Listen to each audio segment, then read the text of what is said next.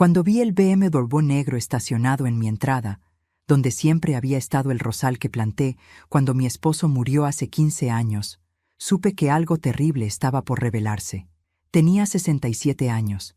Había construido un imperio textil desde cero. Había enterrado a mi esposo.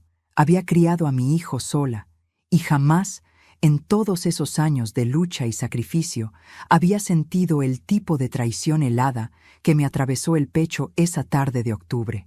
El viaje a Sao Paulo debía durar una semana.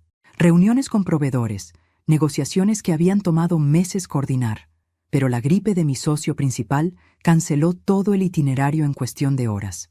Volví a casa 3 días antes, cansada, con la maleta todavía sin desempacar completamente del viaje anterior a Buenos Aires, ansiosa solo por dormir en mi propia cama. Nunca imaginé que al abrir la puerta de mi casa, la casa que compré con el sudor de 30 años de trabajo, encontraría a Valeria, la esposa de mi hijo Marcos, dirigiendo a 3 hombres que cargaban mi sofá antiguo, el que heredé de mi madre, hacia un camión de mudanzas. Ella no se sobresaltó al verme. Eso fue lo más perturbador. Simplemente se dio vuelta, con esa sonrisa que siempre me había parecido demasiado perfecta, demasiado ensayada, y dijo con una tranquilidad que me erizó la piel: «Marta, qué sorpresa.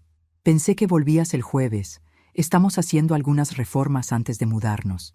Queríamos darte una sorpresa». Mudarse a mi casa, sin preguntarme, sin siquiera mencionarlo. Antes de seguir, quiero invitarte a algo especial. Suscríbete al canal y deja tu me gusta. Así sé que valoras este contenido. Y dime en los comentarios desde qué ciudad me estás viendo. Ahora sí, continuemos. Dejé caer mi bolso de viaje al suelo. El sonido resonó en el vestíbulo como un disparo. Los hombres de la mudanza se detuvieron, mirando entre Valeria y yo, claramente incómodos ante la tensión repentina. Mi voz, cuando finalmente salió, era más calmada de lo que me sentía por dentro. ¿Mudarse? ¿Aquí? ¿A mi casa? Valeria hizo un gesto despreocupado con la mano, como si estuviera espantando una mosca. Bueno, técnicamente ya no es solo tu casa, ¿verdad? Marcos me explicó todo sobre el testamento que hiciste el año pasado. Pusiste la casa a nombre de ambos, tuyo y de él. Como somos matrimonio, pues... Se encogió de hombros. Queríamos aprovechar que estabas de viaje para organizar todo. Necesitamos el espacio. El apartamento donde vivimos es muy pequeño ahora que estoy embarazada. El mundo se detuvo. Embarazada. Iba a ser abuela, y me estaba enterando así, en medio de esta invasión, de este robo disfrazado de reforma familiar. Por un segundo, solo un segundo, el instinto de abuela brotó en mí. La alegría, la emoción de saber que habría una nueva vida. Pero esa chispa murió al instante cuando vi la frialdad en los ojos de Valeria. No había amor ahí. Había cálculo, había victoria. «¿Dónde está Marcos?», pregunté. «Mi hijo, mi único hijo, el niño al que había dado todo. En el trabajo, volverá tarde». «Pero está al tanto de todo, Marta. De hecho, fue idea suya empezar hoy. Dijo que sería más fácil si no estabas aquí. Ya sabes, para evitar el drama emocional». Hizo una pausa. «Siempre has sido muy apegada a tus cosas, apegada a mis cosas. Como si mis 40 años de recuerdos fueran un capricho de vieja sentimental». Miré más allá de ella, hacia la sala. Las paredes estaban desnudas. Los cuadros que mi esposo y yo habíamos coleccionado en nuestros viajes, la acuarela de Cartagena, el óleo de Quito, las fotografías de Machu Picchu, habían desaparecido. La librería antigua de caoba que perteneció a mi abuelo ya no estaba. En su lugar, había cajas de cartón apiladas y manchas más claras en la pintura donde habían estado los muebles durante décadas. «¿Dónde están mis cosas?». Cada palabra salió como hielo. Valeria consultó su teléfono, aburrida. «Oh, vendimos algunas». Las antigüedades valían bastante, ¿sabías? Encontramos un anticuario en el centro que nos dio buen precio.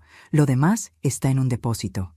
No te preocupes, guardamos las cosas realmente importantes. Las fotos y eso. Vendieron mis cosas, sin permiso, sin consultarme, mis recuerdos, mi historia, mi vida, reducida a antigüedades que valían bastante. Sentí que algo se quebraba dentro de mí. No era solo rabia, era algo más profundo, más oscuro. Era la comprensión terrible de que había estado ciega, que mi hijo, mi Marcos, el niño al que había criado para ser honorable, para valorar la familia, me había traicionado. Y no solo eso, había enviado a su esposa a ejecutar el golpe mientras él se escondía en el trabajo, cobarde, evitando enfrentarme. Durante los siguientes minutos, mientras Valeria continuaba dando instrucciones a los cargadores, como si yo no estuviera allí, como si fuera una intrusa en mi propio hogar, caminé por la casa en estado de shock. Cada habitación contaba una historia de pérdida. Mi dormitorio, la cómoda donde guardaba las joyas de mi madre, había sido vaciada. La cocina, los utensilios de cobre que mi esposo me regaló en nuestro 10º aniversario, desaparecidos.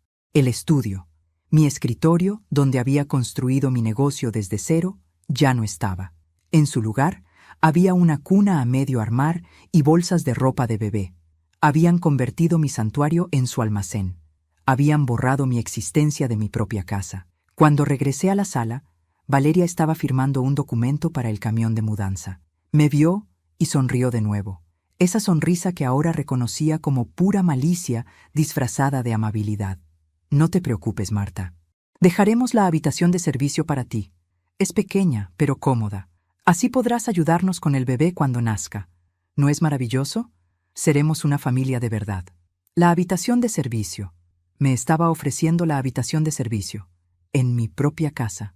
Algo cambió en mí en ese momento. La Marta que había entrado por esa puerta, cansada, confiada, ingenua, murió. Y nació alguien nuevo.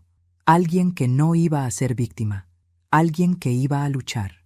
Sal de mi casa, dije, mi voz tan baja que casi fue un susurro. Valeria parpadeó, sorprendida por primera vez. ¿Perdón? He dicho que salgas. De mi casa. Ahora. La risa de Valeria fue como vidrio rompiéndose, aguda, cruel, llena de diversión genuina ante lo que claramente consideraba una rabieta de vieja. Ay, Marta, no seas dramática. Legalmente, esta casa también es de Marcos, y lo que es de Marcos es mío. Así funcionan los matrimonios, ¿recuerdas? O tal vez no. Sé que estuviste sola mucho tiempo después de que tu esposo muriera. Cada palabra era una puñalada deliberada. Mira, sé que esto es un ajuste, pero lo superarás. Las personas mayores son resistentes al cambio, es normal. Dale unos días y verás que es para mejor. Personas mayores. Como si mi edad me hubiera vuelto irrelevante, descartable. Como si mis 67 años fueran una discapacidad que me hacía menos humana, menos digna de respeto. Marcos no tiene autoridad para disponer de esta casa sin mi consentimiento, dije, cada palabra medida, controlada. Mi mente empresarial, la que había navegado décadas de negociaciones difíciles, estaba tomando el control. El testamento que hice incluye cláusulas específicas. La propiedad es compartida, sí, pero cualquier decisión sobre venta, alquiler o cambios significativos requiere mi aprobación, lo cual no han obtenido. Valeria me estudió con una mirada nueva. Había subestimado a la vieja sentimental. Podía ver los engranajes girando en su cabeza, recalculando su estrategia. Bueno, entonces hablarás con Marcos cuando llegue a casa. Estoy segura de que pueden resolverlo como adultos. Su tono se había vuelto más cauteloso, pero no había rastro de disculpa. Mientras tanto, los muebles ya están en el camión. Sería una pérdida de dinero hacerlos volver. ¡Que vuelvan!, ordené, mirando directamente al supervisor de la mudanza, quien había estado observando todo el intercambio con creciente incomodidad. No tienen autorización para remover nada de esta propiedad. Si se llevan algo, presentaré cargos por robo. El hombre miró a Valeria, luego a mí, claramente deseando estar en cualquier otro lugar. Señora, nosotros solo hacemos el trabajo. Quien contrató el servicio fue la señora Valeria. Si hay un conflicto legal entre ustedes, no podemos meternos en medio. No hay conflicto legal, espetó Valeria. Es mi suegra siendo difícil. Hay un conflicto legal, la corregí firmemente. Soy Marta Solís de Restrepo, dueña de Textiles Solís. Pueden verificar mi identidad. Esta es mi propiedad. No di consentimiento para esta mudanza. Les recomiendo devolver todo antes de que esto escale. El nombre de mi empresa hizo efecto. Después de 3 décadas en el negocio, mi compañía era conocida en toda la ciudad. El supervisor sacó su teléfono, presumiblemente para llamar a su jefe. Valeria me fulminó con la mirada. Esto es ridículo. Marcos va a estar furioso. Que lo esté, respondí. Y en ese momento, mientras la miraba, realmente la miraba por primera vez desde que Marcos la había traído a casa hace 3 años, vi lo que había estado negándome a ver. Vi la manipulación. Vi la ambición fría. Vi a alguien que había visto en mi hijo no a un hombre a quien amar, sino a un medio para un fin. Y el fin era mi casa, mi dinero, mi vida. Mientras el supervisor hablaba en voz baja por teléfono, aproveché para estudiar mejor la situación. Valeria tenía 28 años, 26 cuando conoció a Marcos. Hermosa, sí, de una manera estudiada, cabello largo y rubio, claramente teñido, maquillaje perfecto incluso un martes por la tarde, ropa de diseñador que siempre me había parecido demasiado costosa para alguien que supuestamente trabajaba como asistente administrativa.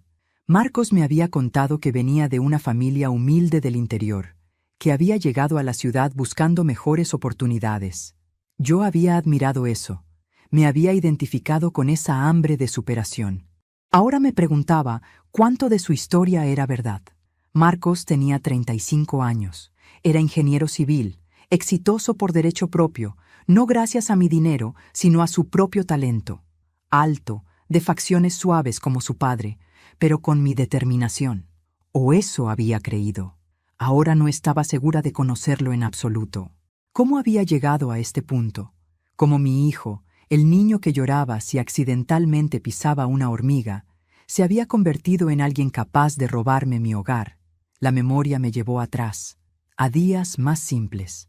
Marcos tenía 8 años cuando su padre, Roberto, murió en un accidente de tráfico. Un camión que se saltó un semáforo rojo, una colisión brutal, muerte instantánea. Recuerdo haber pensado que el mundo se había terminado. Roberto era mi roca, mi compañero, el amor de mi vida. Pero tenía un hijo que dependía de mí, un negocio pequeño que apenas empezaba, y no había tiempo para desmoronarme completamente. Trabajé. Dios, ¿cómo trabajé? 16, 18 horas al día, construyendo el negocio, asegurándome de que Marcos tuviera todo lo que necesitaba. Buena educación, actividades extracurriculares, vacaciones ocasionales. Le di todo, incluido quizás demasiada indulgencia. Quizás en mi deseo de compensar la pérdida de su padre, de asegurarme de que nunca sintiera que le faltaba algo, lo había malcriado. Quizás había creado un monstruo de expectativas, alguien que creía que merecía todo sin ganárselo. O quizás esto no tenía nada que ver con cómo lo crié, y todo que ver con quién había elegido como esposa. El supervisor terminó su llamada. Señora Restrepo, mi jefe dice que devolveremos los artículos hasta que esto se resuelva legalmente. No queremos problemas. Valeria explotó. Esto es absurdo. Marcos pagó por este servicio. Marcos puede solicitar un reembolso, dije fríamente. Los muebles vuelven. Ahora. Las siguientes 2 horas fueron una especie de teatro del absurdo. Los mismos hombres que habían cargado mis pertenencias al camión ahora las devolvían, pieza por pieza. Valeria llamó a Marcos no menos de 15 veces, cada llamada más histérica que la anterior. Yo me senté en el único sillón que habían dejado, mi viejo sillón de lectura, probablemente porque era el más gastado, el menos vendible, y observé en silencio mientras mi casa era gradualmente restaurada a algo parecido a su estado original. Pero nada volvería a ser igual. Incluso con los muebles de regreso en su lugar, la casa se sentía violada, contaminada. Cada objeto que reingresaba parecía llevar la huella de manos extrañas, de intenciones maliciosas. Mi hogar ya no era mi santuario. Era un campo de batalla. Cuando el último mueble estuvo de vuelta, cuando el camión finalmente se alejó por la calle, Valeria me enfrentó. Su máscara de civilidad se había deslizado completamente. El rostro que me mostró ahora era pura furia. Esto no termina aquí, siseó. Marcos es mi esposo. Esa casa también es suya. No puedes mantenernos fuera para siempre. Puedo y lo haré, respondí. Hasta que entendamos exactamente cuáles son los términos legales de la propiedad compartida, ninguno de ustedes pone un pie aquí sin mi permiso. Eres una vieja amargada, escupió. ¿Sabes por qué Marcos nunca te visita? ¿Por qué siempre encuentra excusas para no venir? Porque eres sofocante, controladora. No puedes soportar que él tenga su propia vida, su propia familia. Por eso hiciste ese testamento estúpido, ¿verdad? Para mantenerlo atado a ti incluso después de tu muerte. Patético. Cada palabra estaba diseñada para herir y lo lograba. Pero yo había soportado peores cosas. Había enterrado a mi esposo. Había construido un negocio contra todos los pronósticos en una industria dominada por hombres. Había sobrevivido crisis económicas, traiciones comerciales, años de soledad aplastante. No iba a dejar que una mujer de 28 años con agenda propia me destrozara. «Vete de mi casa», repetí, esta vez con una calma helada que claramente la desconcertó más que mis gritos anteriores. «Si Marcos quiere hablar conmigo, sabe dónde encontrarme. Pero tú, Valeria, no eres bienvenida aquí nunca más». Ella abrió la boca, sin duda para lanzar otro veneno, pero algo en mi expresión debió advertirle que había llegado al límite. Se dio vuelta, agarró su bolso de diseñador del suelo y salió dando un portazo que hizo temblar las ventanas. El silencio después de que Valeria se fue ensordecedor.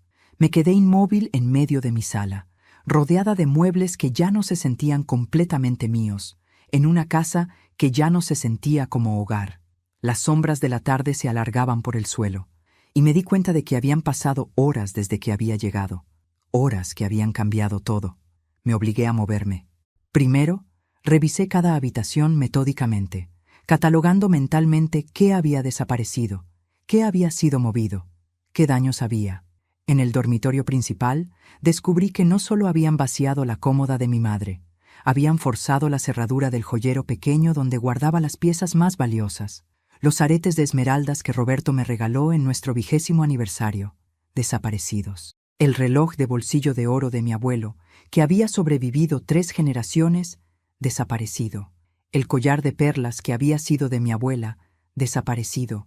No eran solo objetos, eran mi historia, mi linaje, los únicos enlaces tangibles que me quedaban con las personas que había amado y perdido. Y Valeria los había tomado como si fueran suyos, como si tuviera derecho a borrar mi pasado para financiar su futuro. Saqué mi teléfono con manos temblorosas y tomé fotografías de todo. La cómoda forzada, los espacios vacíos, cada evidencia del robo. Luego llamé a la policía. La operadora fue amable, pero no particularmente alentadora. ¿Los objetos fueron tomados por un miembro de la familia?, preguntó. Por mi nuera. ¿Y su hijo está al tanto? Aparentemente, sí. Un suspiro. Señora, esto suena como un asunto civil, no criminal. Si su hijo es copropietario y autorizó a su esposa, es complicado. Puede presentar un reporte, pero probablemente necesitará resolver esto a través de un abogado, no de nosotros. Colgué sintiéndome aún más impotente. Por supuesto que necesitaba un abogado, pero era tarde, los bufetes estarían cerrados. Eso tendría que esperar hasta mañana. Mientras tanto, estaba sola en esta casa que ahora se sentía como territorio enemigo, esperando la inevitable confrontación con mi hijo. Marcos llegó a las 9 de la noche. Escuché su auto en la entrada, ese auto que yo había ayudado a financiar cuando consiguió su primer trabajo importante, y luego sus pasos en el porche. Tenía su propia llave, por supuesto, pero esta vez tocó el timbre. Un gesto simbólico, reconociendo quizás que las cosas habían cambiado.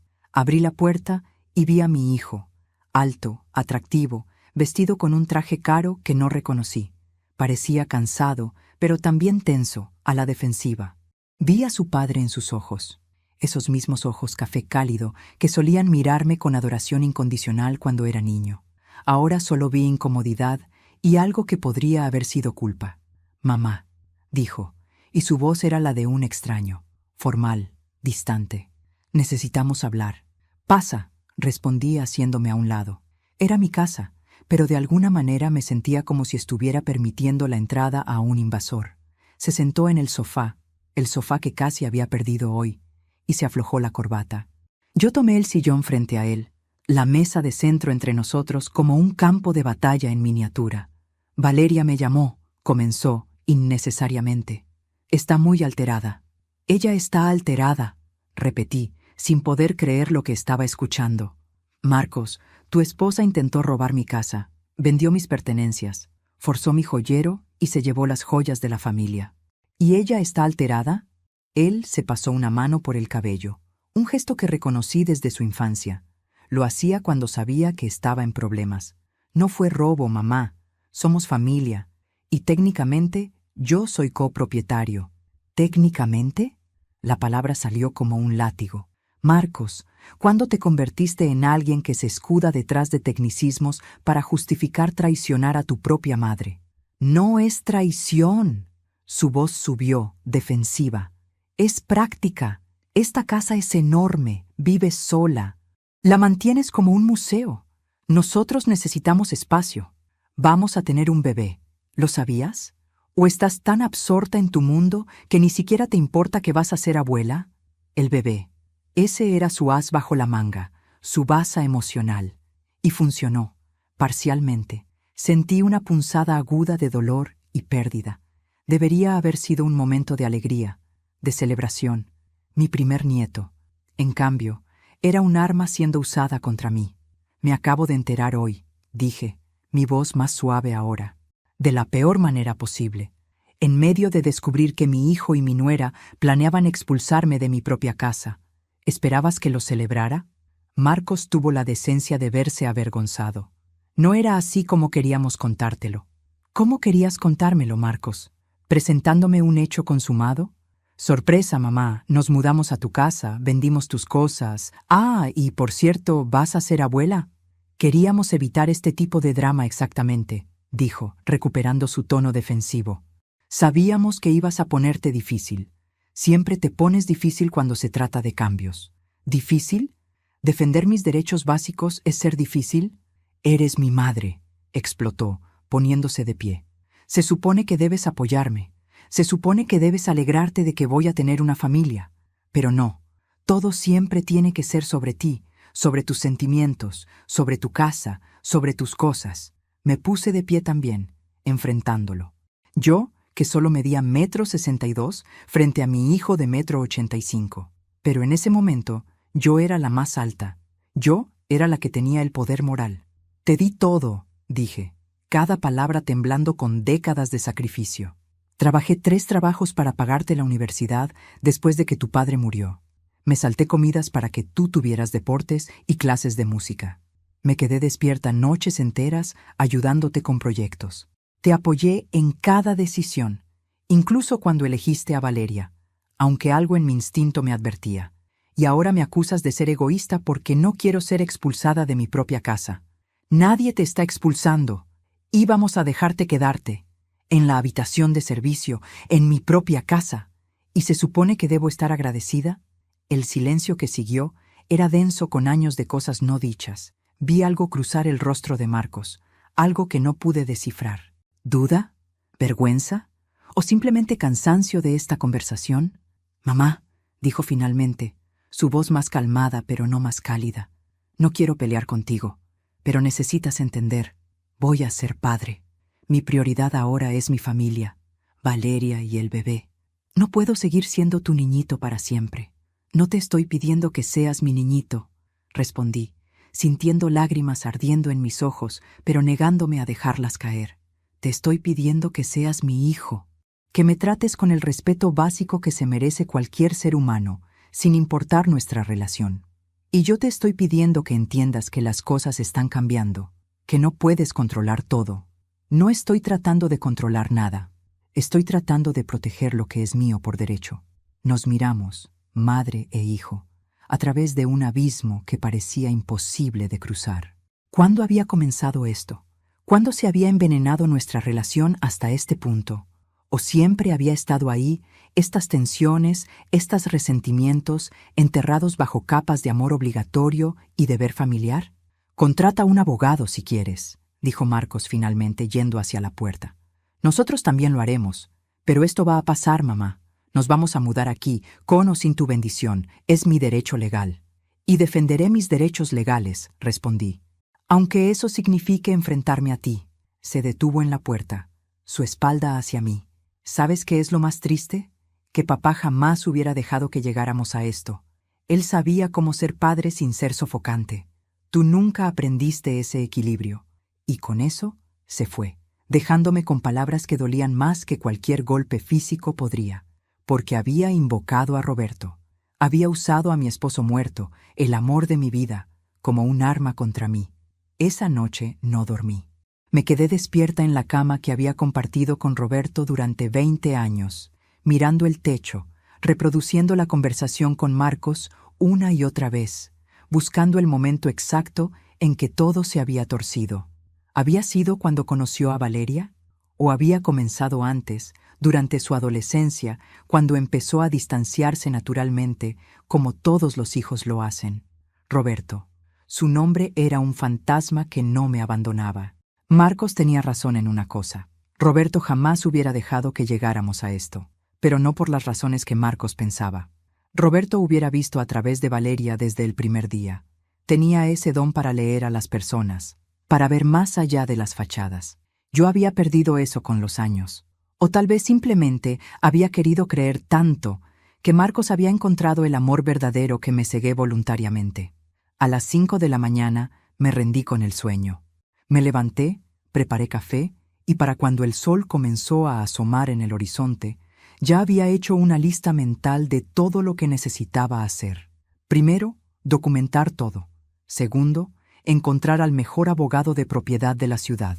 Tercero, investigar a Valeria, porque algo en mi instinto, ese mismo instinto que me había ayudado a construir un negocio exitoso, me decía que había más en su historia de lo que sabía. A las 9 en punto llamé a Ernesto Salazar, el abogado que había manejado el testamento de Roberto y mi propio testamento posterior. Era viejo, tenía 74 años, pero su mente era afilada como cuchillo. Marta, su voz cálida llenó la línea. ¿Qué puedo hacer por ti? Le conté todo, cada detalle sórdido. Cuando terminé, hubo un largo silencio. Esto es complicado, dijo finalmente. El testamento que hiciste el año pasado, poniendo la casa también a nombre de Marcos, fue a insistencia tuya. ¿Recuerdas por qué lo hiciste? Sí, lo recordaba. Había sido después de un susto de salud, una arritmia cardíaca que resultó ser menor pero que me había atemorizado. Marcos había estado preocupado, atento. Habíamos tenido largas conversaciones sobre legados y futuro. Él me había dicho que no quería esperar a que yo muriera para heredar, que quería que viéramos la casa como patrimonio familiar compartido. Y yo, tonta sentimental, había pensado que era hermoso, que era señal de que mi hijo quería mantener viva la memoria de su padre, del hogar donde había crecido. Nunca se me ocurrió que era Valeria plantando las semillas de esta toma de control. Lo recuerdo, dije amargamente. Fui una idiota. No fuiste idiota, fuiste madre. Hay una diferencia. Pero aquí está el problema. Legalmente, Marcos tiene ciertos derechos sobre la propiedad. No puede venderte ni forzarte a salir sin tu consentimiento, pero tampoco puedes negarte completamente a negociar. El juez podría ordenar la venta de la propiedad y división de ganancias si llegamos a eso. Mi corazón se hundió. ¿Estás diciendo que voy a perder mi casa? No necesariamente, pero necesito que seas completamente honesta conmigo. ¿Qué es lo que quieres aquí? ¿Quieres mantener la casa a toda costa? ¿O hay alguna solución que considerarías? Quiero mi casa, dije sin dudar. Pero más que eso, Ernesto, quiero entender qué pasó. Marcos no es así, o no era. Valeria lo ha cambiado, estoy segura de ello. Y antes de que tome cualquier decisión legal, necesito saber exactamente con quién estoy tratando. Entiendo. ¿Quieres que investigue a tu nuera? Sí. Eso costará extra. Y puede que no encuentres lo que esperas. A veces las personas son exactamente lo que parecen. Y a veces no. Investígala, Ernesto. Todo. ¿De dónde viene? Su familia, su historia laboral, sus finanzas. Todo. Cuando colgué, me sentí un poco mejor. Al menos estaba haciendo algo. Al menos no era una víctima pasiva. Mientras tanto, había un negocio que administrar. Textiles Solís no se manejaba solo. Y aunque tenía gerentes capaces, había decisiones que solo yo podía tomar. Me vestí con cuidado. Traje sastre negro, perlas, las que Valeria no había logrado robar, maquillaje discreto. A los 67 años, había aprendido que la apariencia era armadura. Cuando entré a mi oficina ese día, nadie hubiera adivinado que mi mundo se estaba desmoronando. Mi asistente, Carolina, una mujer eficiente de 40 años que llevaba conmigo una década, notó algo de inmediato. ¿Estás bien? preguntó, cerrando la puerta de mi oficina detrás de ella. Carolina era más que una empleada, era confidente. Le conté todo. Necesitaba a alguien en quien confiar, alguien que me dijera si estaba loca o si mis instintos eran correctos. Cuando terminé, Carolina estaba lívida. Esa mujer es una manipuladora. Lo he sabido desde que la conocí en la cena de Navidad del año pasado. ¿Te acuerdas de cómo se le insinuaba a todos los ejecutivos casados? ¿Cómo accidentalmente derramó vino en la esposa de Rodríguez? No lo había notado en su momento. Pero ahora, con esta nueva perspectiva, recordaba la incomodidad de esa noche, cómo varias esposas se habían quejado discretamente de Valeria. ¿Qué más viste que yo no vi?, pregunté. Carolina vaciló. Marta, no quiero alimentar paranoia, pero ¿Marcos ha tenido problemas de dinero últimamente? Me quedé helada. ¿Por qué lo preguntas? Porque la última vez que estuvo aquí, hace como 3 meses, lo escuché discutir por teléfono con alguien sobre deudas. Sonaba desesperado. Pensé en mencionártelo, pero no quería meterme donde no me llamaban. Deudas. Eso explicaría la prisa, el timing. No era solo ambición de Valeria, era necesidad. Necesitaban dinero, rápido. ¿Escuchaste cuánto? Mencionó algo sobre 200,000. Podría ser pesos o dólares, no estoy segura. 200,000. Una suma que podría cubrirse fácilmente vendiendo una casa como la mía, o vendiendo su contenido pieza por pieza. El teléfono de mi escritorio sonó. Era la recepcionista. Señora Restrepo, hay una joven aquí que dice ser Laura Mendoza. Insiste en que necesita hablar con usted urgentemente sobre un asunto familiar. Laura Mendoza. El nombre no me era familiar. Dijo de qué se trata, solo que es sobre Valeria. Antes de continuar, dime en los comentarios cómo te está dejando esta historia y qué decisión tomarías tú. No te vayas, lo que viene te estremecerá. Laura Mendoza resultó ser una mujer de 32 años, con rasgos que eran inquietantemente familiares. Tenía los mismos ojos verdes que Valeria, la misma estructura ósea delicada, pero donde Valeria irradiaba artificio y cálculo, Laura proyectaba algo diferente. Agotamiento, tal vez, o desesperación. Señora Restrepo, comenzó, antes incluso de sentarse en mi oficina. Sé que esto es extraño, y probablemente no debería estar aquí, pero necesito advertirle sobre mi hermana. El mundo se detuvo. ¿Tu hermana? Valeria. Soy su hermana mayor. Bueno, media hermana, técnicamente. Mismo padre, diferentes madres. Laura se dejó caer en la silla, frente a mi escritorio. Y necesita saber la verdad sobre ella antes de que sea demasiado tarde. Le pedí a Carolina que nos trajera café y le indicó a Laura que continuara. Lo que escuché en los siguientes 45 minutos cambió todo lo que creía saber sobre mi nuera. Valeria no venía de una familia humilde del interior. Venía de una familia de clase media en Medellín. Su padre, el padre de ambas, había sido contador, su madre profesora. Habían tenido una vida cómoda, pero Valeria siempre había querido más, mucho más. Desde que éramos niñas, era obsesiva con el estatus, explicó Laura, con las manos temblando ligeramente alrededor de su taza de café. No le importaba cómo conseguía las cosas, solo las conseguirlas. A los 16 años, sedujo al novio de nuestra prima, que era 20 años mayor y tenía dinero. Cuando lo dejó limpio, pasó al siguiente. ¿Qué quieres decir con «lo dejó limpio»? Laura suspiró. Valeria tiene un patrón. Identifica a hombres con recursos, se hace indispensable, los manipula emocionalmente, y luego, cuando consigue lo que quiere, dinero, propiedad, contactos, desaparece, o pasa al siguiente nivel. ¿Cuántas veces ha hecho esto? Que yo sepa, Marcos es el cuarto. Antes de él hubo un empresario en Cali. Ella tenía 23 años. Se casaron, ella lo convenció de poner propiedades a su nombre, por amor, y cuando se divorciaron 6 meses después, él quedó arruinado. Literalmente tuvo que volver a vivir con sus padres a los 40 años. Sentí náuseas. ¿Y Marcos sabe esto? No lo creo. Valeria es experta en reinventarse. Cada vez que se muda a una nueva ciudad, es una nueva persona con una nueva historia. Estoy segura de que le contó a Marcos alguna versión tragicómica de «pobre niña del interior», que lo hizo sentir protector. «¿Por qué estás aquí?», pregunté. «¿Por qué ahora?». Laura me miró directamente a los ojos. porque estoy cansada de ver a mi hermana destruir vidas y porque, vaciló, porque el bebé que dice que está esperando probablemente ni siquiera es de Marcos. El café en mi estómago se convirtió en ácido. ¿Qué?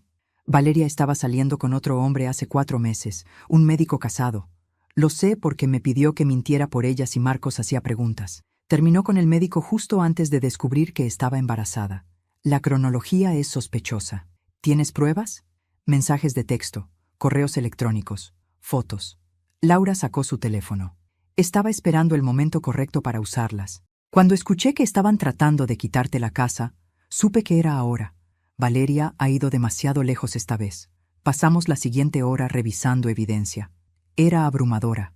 Conversaciones donde Valeria se burlaba de Marcos con el médico, fotos de ellos en hoteles, mensajes planificando cómo asegurar el futuro, manipulando el testamento de la vieja rica, yo.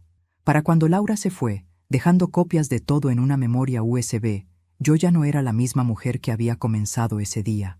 Algo frío y duro se había cristalizado en mi pecho. No era solo rabia, aunque había mucha. Era determinación. Era el instinto empresarial que me había permitido sobrevivir en un mercado despiadado durante décadas. Valeria quería jugar sucio. Bien, podíamos jugar sucio. Llamé a Ernesto de nuevo. Acelera esa investigación y necesito algo más, un detective privado, el mejor. ¿Para qué? Para seguir a Valeria, para documentar todo lo que hace, todo lo que dice, todas las personas con las que se reúne, y para obtener evidencia para una prueba de paternidad. Ernesto silbó suavemente. Esto se está poniendo serio. Ya estaba serio. Ahora simplemente estoy jugando para ganar. Esa noche de vuelta en casa me senté en el estudio de Roberto. Era la única habitación que había dejado exactamente como estaba cuando murió. Sus libros en los estantes, su escritorio con la pluma que usaba para firmar documentos importantes, su silla de cuero gastado.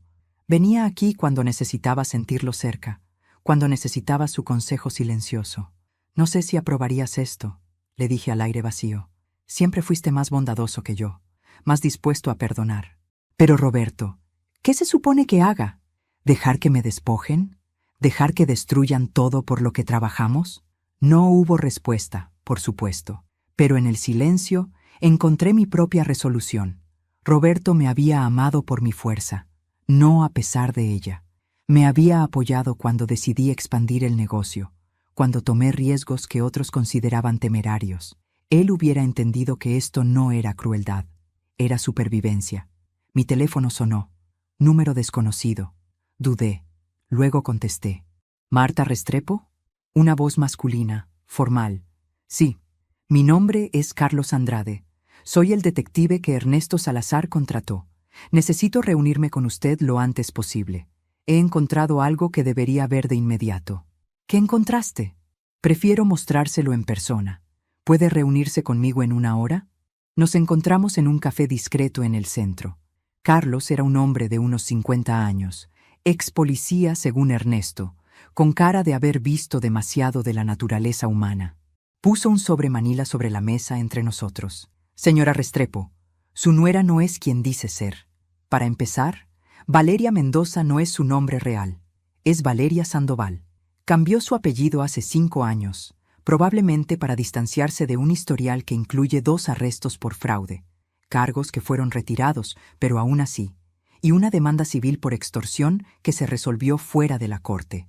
Abrí el sobre. Había documentos, fotos, registros. Era como mirar un archivo criminal.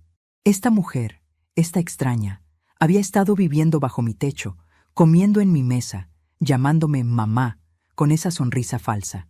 Hay más, continuó Carlos. Su hermana Laura tenía razón sobre el médico, doctor Germán Ruiz, casado, 2 hijos. La relación terminó hace exactamente 4 meses y hizo una pausa significativa. Valeria no está embarazada. El mundo se inclinó. ¿Qué? Ha estado usando ropa holgada, diciendo que está de 3 meses. Pero el detective que la siguió ayer la vio entrando a un gimnasio. Cambió ropa en el vestidor. No hay embarazo. Es plana como una tabla. Un embarazo falso. Todo era una mentira. El gancho emocional, la razón urgente para necesitar la casa, la manipulación de Marcos con la promesa de paternidad. Todo. ¿Marcos lo sabe?, pregunté, aunque ya sabía la respuesta. No lo creo. Ella le está mostrando algo. Ultrasonidos falsos, probablemente comprados en línea.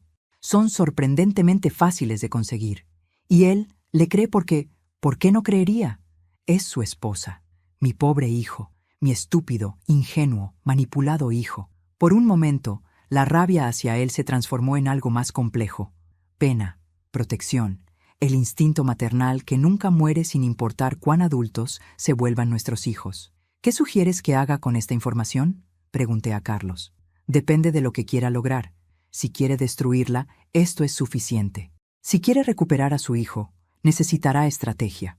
Los hombres manipulados así no reaccionan bien a que les muestren que son víctimas. Se ponen defensivos. Necesita que él descubra la verdad por sí mismo, o al menos que sienta que la está descubriendo. Tenía razón.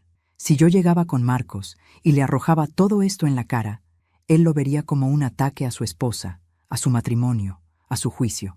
Se pondría del lado de Valeria por puro orgullo.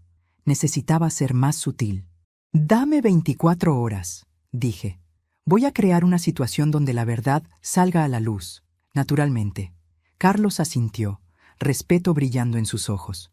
«Señora Restrepo, he trabajado con muchos clientes a lo largo de los años. Usted es la primera que tiene las agallas para hacer lo que sea necesario. El plan que elaboré esa noche era complejo. Requería timing perfecto y dependía de la codicia de Valeria siendo mayor que su cautela. Apostaba que así sería. Las personas como ella, las que habían salido impunes tanto tiempo, eventualmente se volvían descuidadas. Confiaban demasiado en su capacidad de manipular. Primero, llamé a Laura. «Necesito tu ayuda», le dije. «Y va a requerir que actúes de una manera que puede ser incómoda». «Lo que sea», respondió sin dudar. Valeria arruinó mi relación con mi padre antes de que muriera. La odiaba porque yo traté de advertirle sobre ella. Quiero verla pagar. Le expliqué mi plan. Laura haría una videollamada con Valeria, supuestamente para reconciliarse, para disculparse por haber sido dura con ella en el pasado. Durante esa conversación mencionaría casualmente que un tío rico había muerto y Laura estaba a punto de heredar una considerable suma de dinero. Pero había un problema. El tío había especificado en su testamento que el dinero debía dividirse entre todas las mujeres de la familia, incluida Valeria.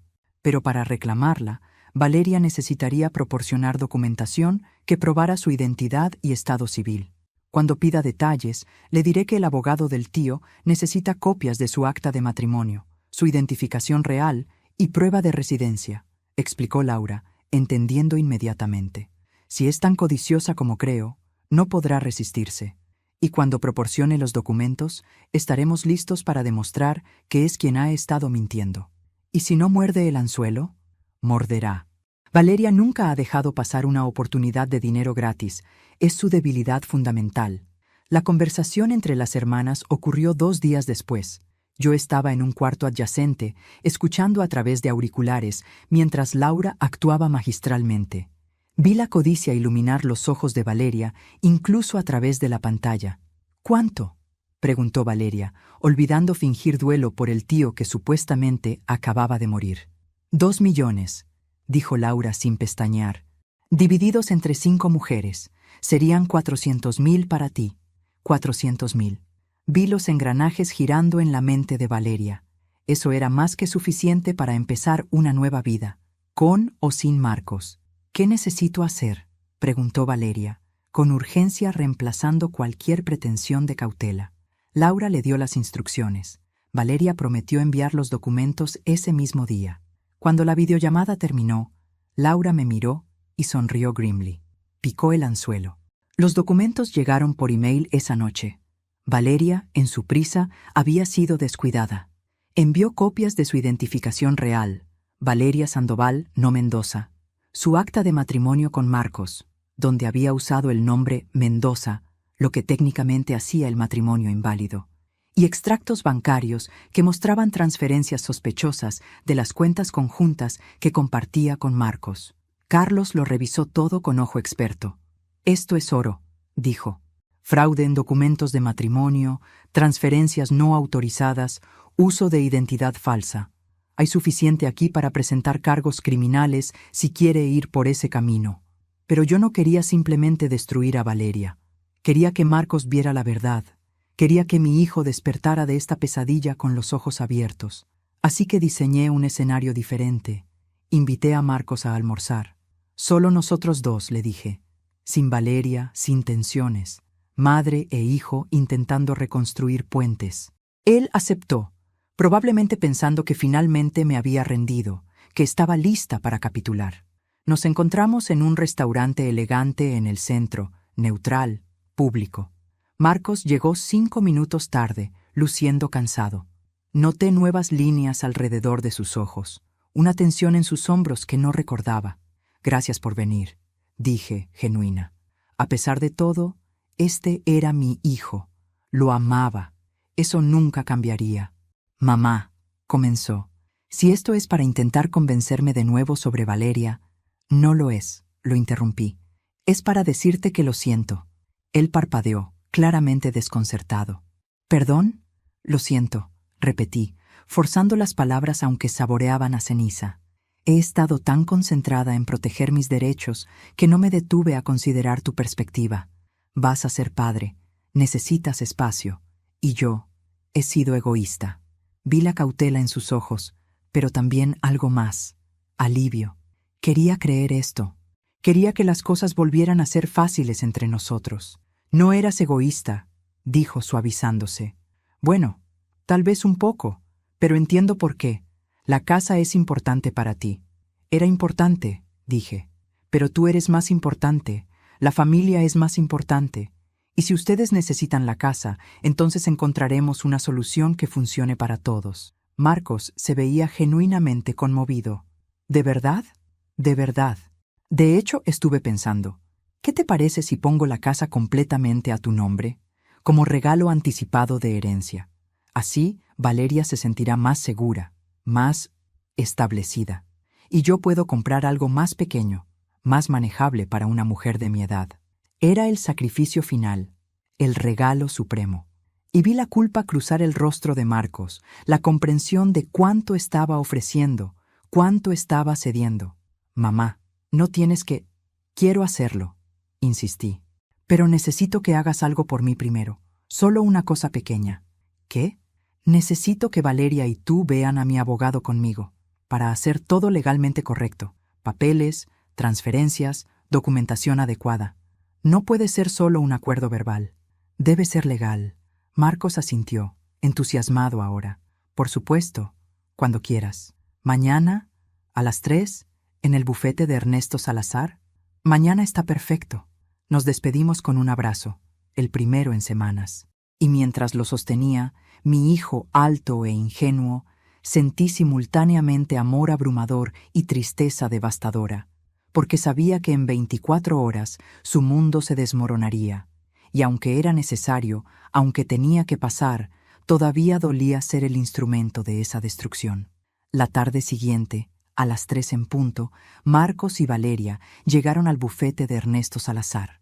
Yo ya estaba allí, sentada en la elegante sala de conferencias con vista a la ciudad. Ernesto estaba a mi lado, profesional e impenetrable, y en una esquina, pretendiendo revisar documentos, estaba Carlos, el detective. Valeria entró con confianza, casi triunfal. Llevaba un vestido de maternidad caro, su mano constantemente acariciando el vientre que ahora sabía que estaba vacío. La actuación era perfecta. Si no hubiera sabido la verdad, incluso yo habría sido engañada. Marta, dijo, con una sonrisa que supongo pretendía ser cálida, pero que a mí me parecía de reptil. Esto es muy generoso de tu parte. Marcos y yo lo apreciamos mucho. Familia es familia, respondí simplemente. Por favor, siéntense.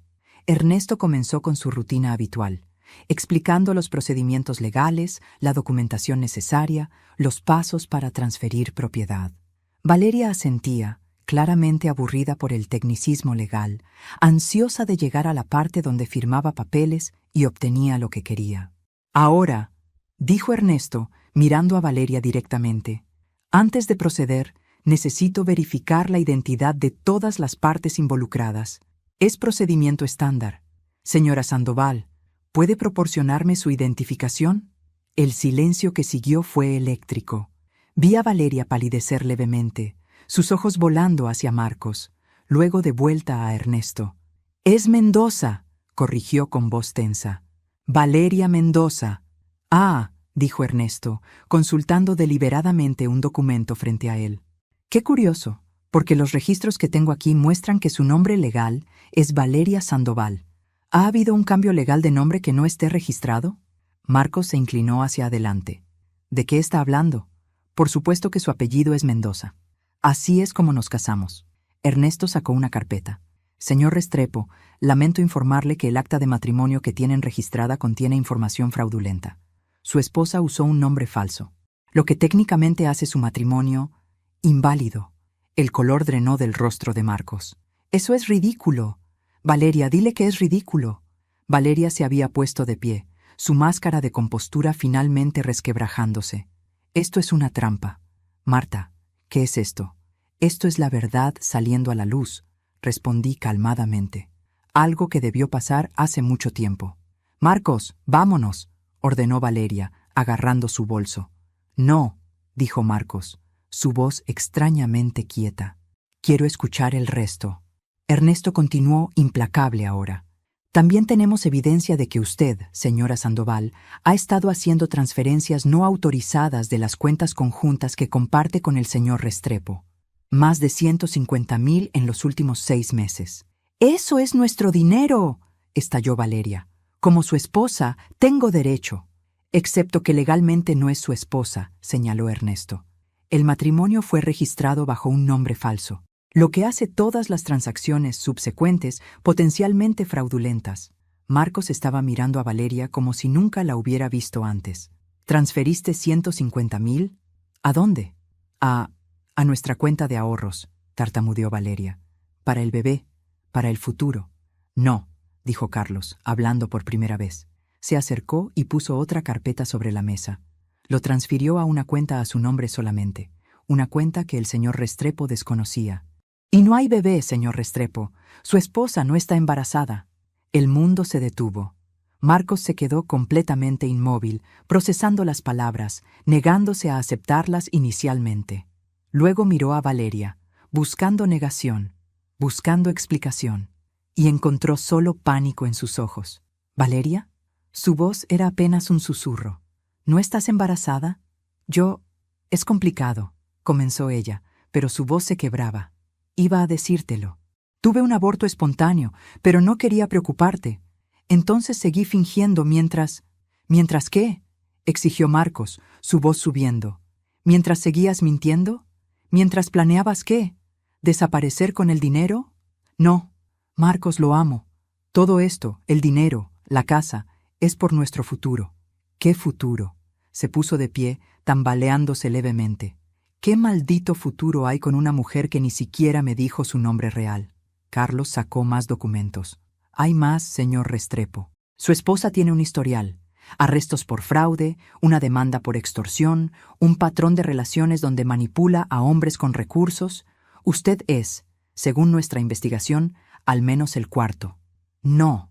Marcos negó con la cabeza, retrocediendo. «No, esto no puede ser real».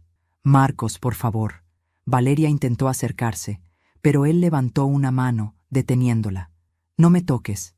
No, no sé quién eres. Soy tu esposa». «No, no lo eres».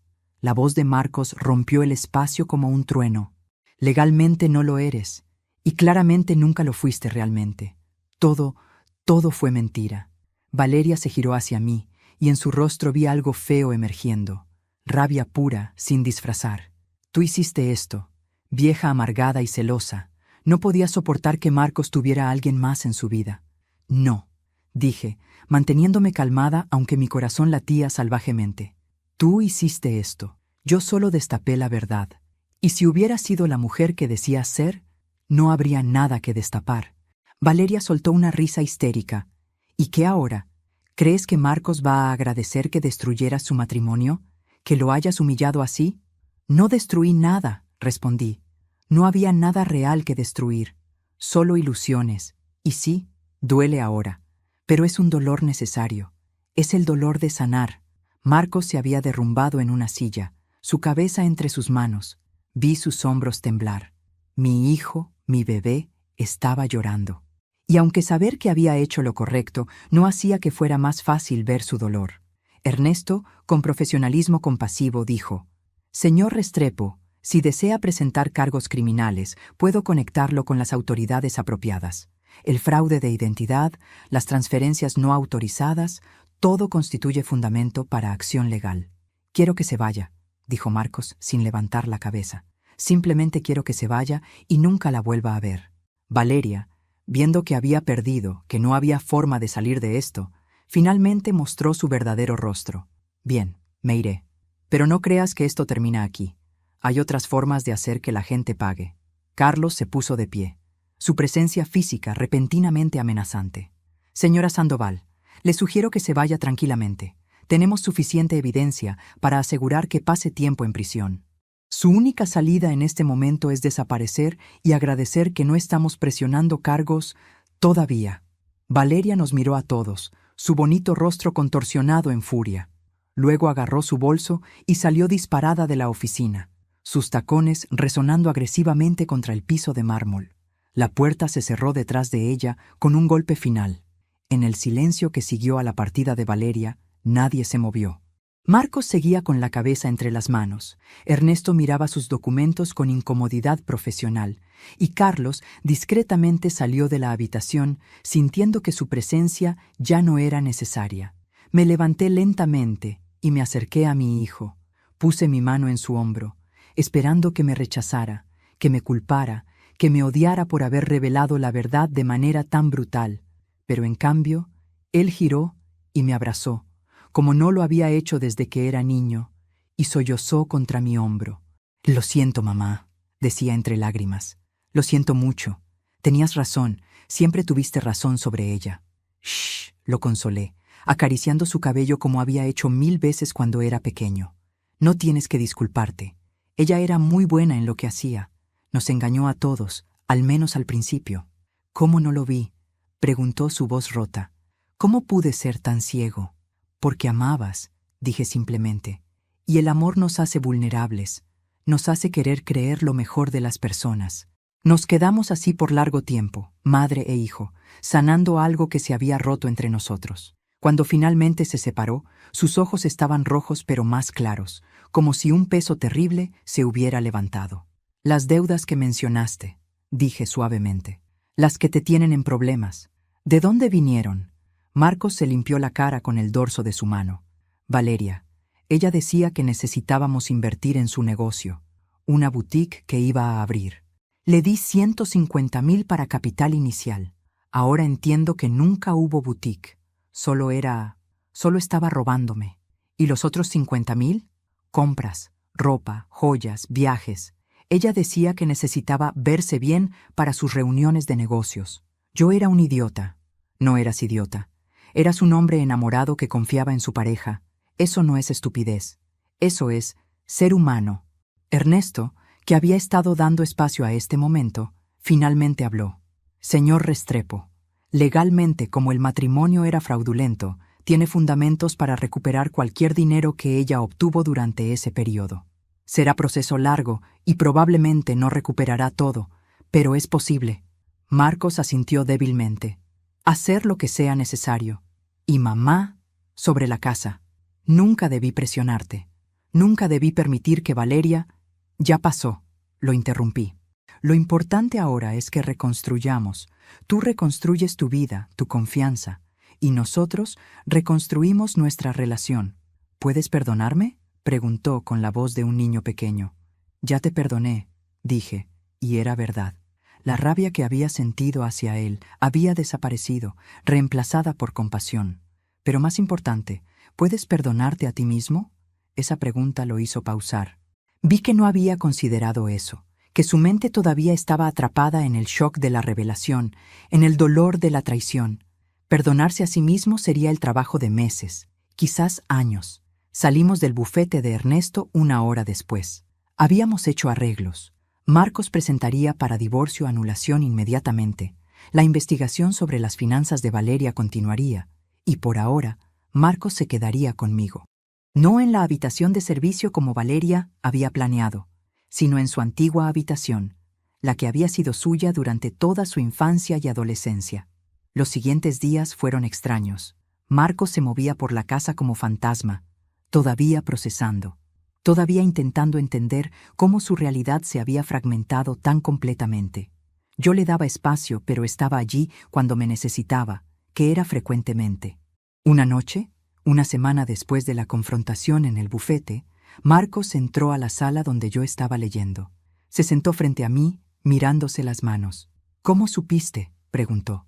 «¿Cuándo supiste que algo estaba mal con ella?». Pensé en la pregunta. Desde el principio hubo algo. Instinto, tal vez, o experiencia. Cuando construyes un negocio, aprendes a leer a las personas, a ver más allá de lo que muestran en la superficie. Valeria era demasiado perfecta, demasiado calculada, pero quería estar equivocada. Por ti. Quería que fueras feliz. ¿Y papá?, preguntó. ¿Qué hubiera hecho él?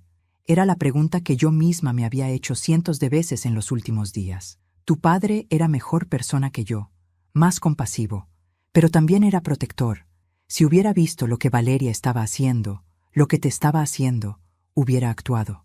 Diferente a mí, quizás más gentil, pero hubiera actuado. La extraño, dijo Marcos simplemente. A veces pienso que si él estuviera aquí, yo habría sido diferente. Mejor. Tu padre te amaba exactamente como eras, dije. Y yo también. Los errores que cometiste no te definen, Marcos. Lo que haces ahora, cómo te recuperas, eso es lo que te define. Fue entonces cuando Marcos me contó el resto.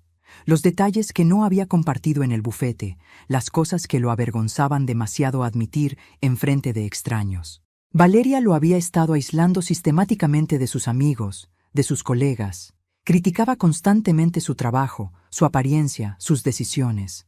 Lo hacía sentir inadecuado, como si sin ella no fuera suficiente. Era abuso, puro y simple, solo que disfrazado bajo cariño superficial y preocupación falsa.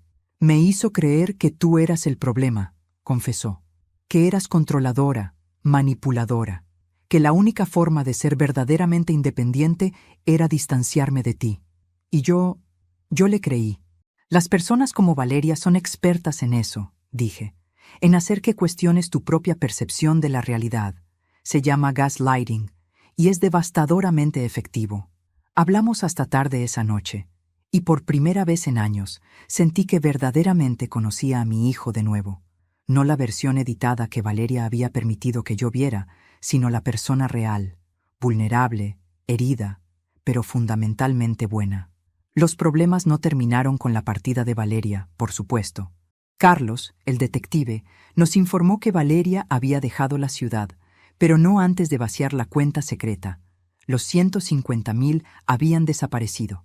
Las autoridades emitieron orden de arresto, pero encontrarla sería difícil. Las personas como Valeria eran expertas en desaparecer, en reinventarse en nuevas ciudades con nuevas víctimas. Laura, la hermana de Valeria, visitó una semana después. Trajo fotos de familia, documentos que ayudarían en el caso legal, y una disculpa profunda. «Debí advertirte antes», dijo con lágrimas en los ojos. «Sabía lo que era capaz de hacer, pero tenía miedo de que no me creyeras, de que me viera como la hermana celosa. No es tu culpa», le aseguré. «Valeria engañó a todos. Ese era su talento». Laura se convirtió en aliada inesperada. Nos ayudó a navegar el sistema legal. Contactó a las víctimas anteriores de Valeria, que resultaron ser más de 4. Había al menos 7 hombres que habían sido estafados de manera similar. Y eventualmente testificó cuando el caso fue a corte.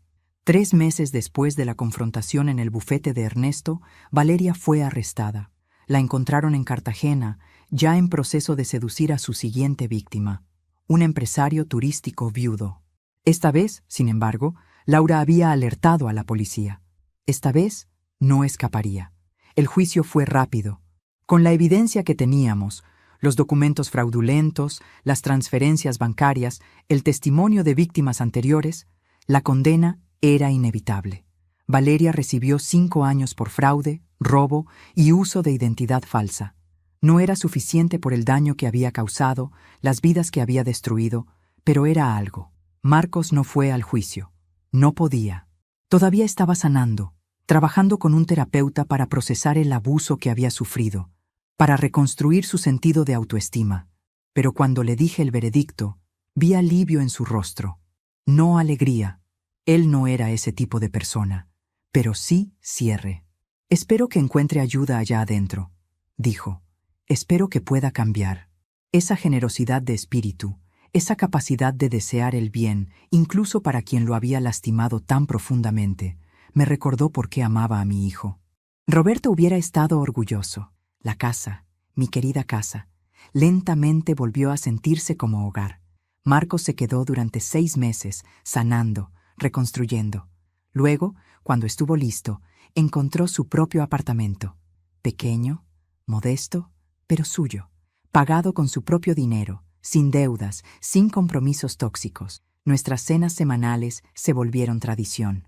Cada domingo, Marcos venía a casa y cocinábamos juntos como no lo habíamos hecho en años. Hablábamos de todo.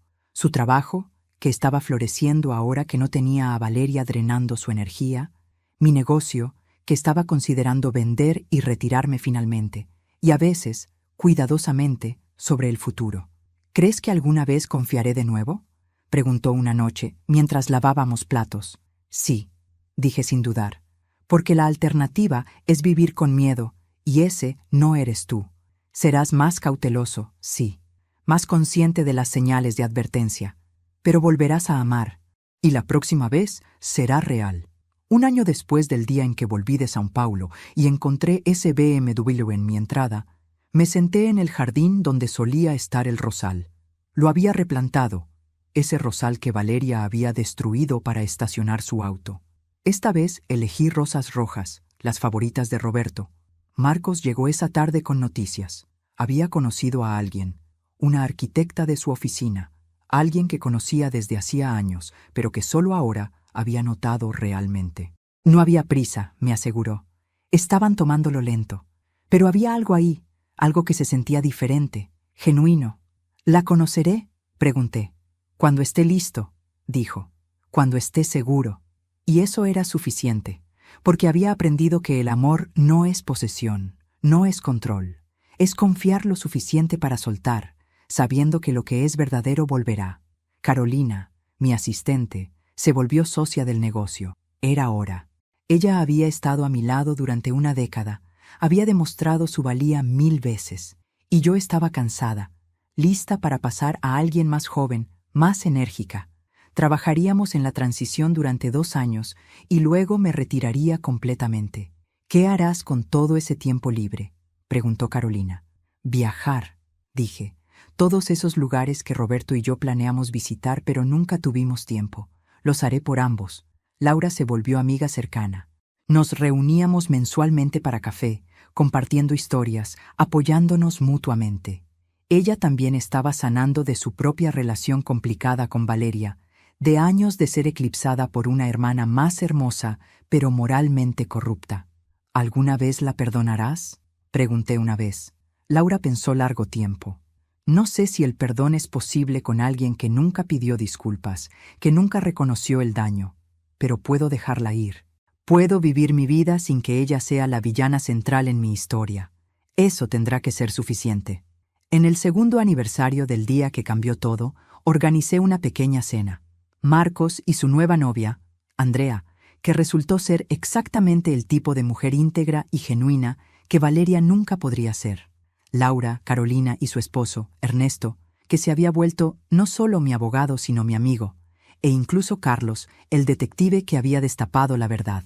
Alrededor de mi mesa de comedor, la misma mesa donde tantos dramas habían ocurrido, ahora había risas, había curación, había familia, no solo de sangre sino de elección. Esa noche, después de que todos se fueron, me senté en el sillón de Roberto en su estudio.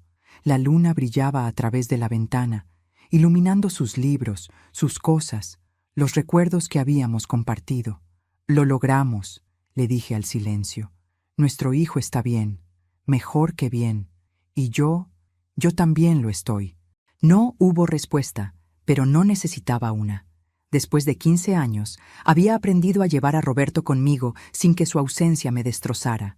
Era parte de mí ahora, su amor, su sabiduría, su bondad. Y esos regalos me habían dado la fuerza para luchar por Marcos, para salvar no solo mi hogar, pero mi familia. Valeria había intentado destruirnos. Había usado mentiras y manipulación. Había explotado amor y confianza. Pero al final, no había ganado. Porque la verdad, aunque dolorosa, siempre es más poderosa que la mentira. Y el amor real, el amor de familia que sobrevive pruebas y traiciones, es inquebrantable. Miré alrededor de mi casa, mi santuario que casi pierdo. Cada objeto tenía una historia, cada habitación un recuerdo, pero ahora también tenía nuevas historias, de supervivencia, de lucha, de victoria. No era solo la casa de Marta y Roberto Restrepo ya. Era la casa donde Marta Solís de Restrepo había defendido lo suyo, había rescatado a su hijo, había demostrado que a los 67 años todavía era una fuerza a considerar. Y eso, al final del día, valía más que cualquier propiedad. Me llamo Marta Solís de Restrepo. Tengo 69 años ahora, y esta es la historia que jamás pensé que tendría que contar. Cuando era joven, imaginaba una vida diferente. Crecer vieja con Roberto a mi lado, ver a Marcos feliz con una familia amorosa, disfrutar de nietos en esta casa llena de risas. La vida tenía otros planes. Pero aquí está la verdad que aprendí. No somos definidos por lo que perdemos, sino por cómo respondemos a esa pérdida. Perdí a mi esposo demasiado joven. Casi pierdo a mi hijo a manos de una manipuladora experta. Estuve a punto de perder mi hogar, mi santuario, pero no me rendí. No me convertí en víctima. ¿Hice las cosas perfectamente? No. Hubo momentos de dureza, de venganza quizás, pero también hubo amor, protección feroz, y la determinación de una madre que no iba a permitir que su hijo fuera destruido. Y al final, eso fue lo que importó. Marcos está comprometido ahora. La boda es en primavera, en el jardín de esta casa, bajo el rosal que planté y replanté. Andrea y yo planeamos juntas, y a veces me detengo asombrada por lo fácil que es, cuán natural se siente esta relación comparada con la tensión constante que hubo con Valeria.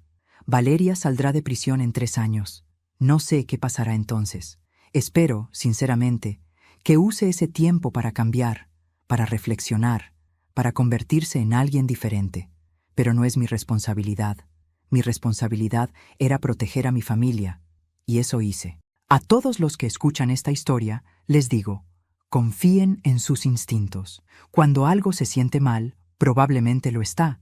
No permitan que el miedo a parecer paranoides o controladores les impida hacer preguntas difíciles.